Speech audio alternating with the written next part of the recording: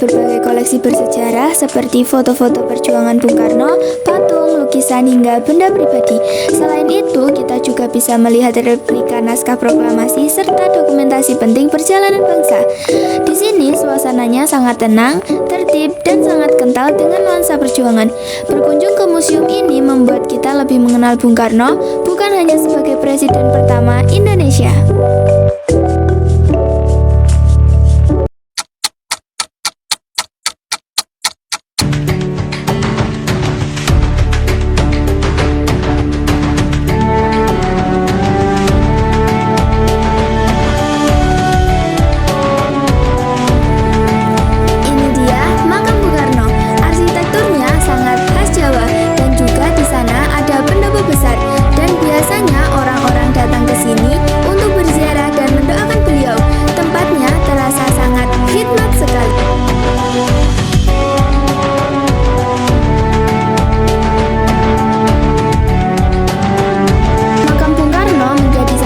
Tempat penting bagi bangsa Indonesia.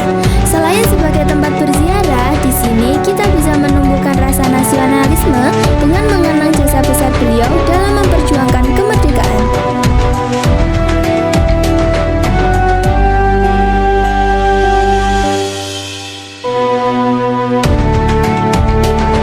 Aku udah gak tahu lagi harus gimana ya Allah.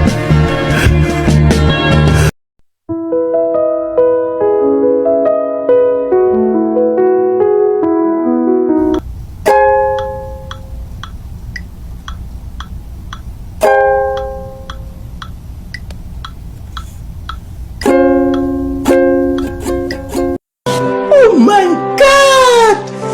Wow!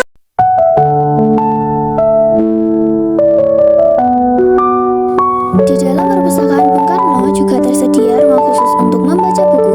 Tempat ini sangat nyaman, tenang, dan cocok bagi para pengunjung yang ingin menambah wawasan.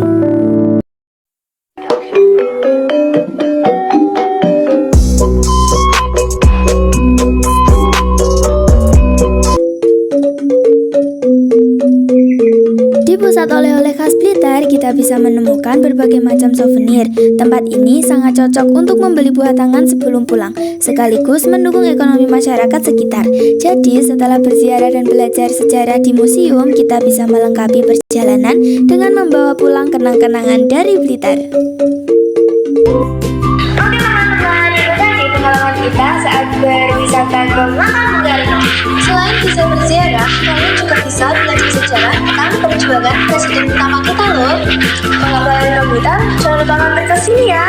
Terima kasih yang sudah nonton, jangan lupa tunggu vlog selanjutnya. Sampai jumpa.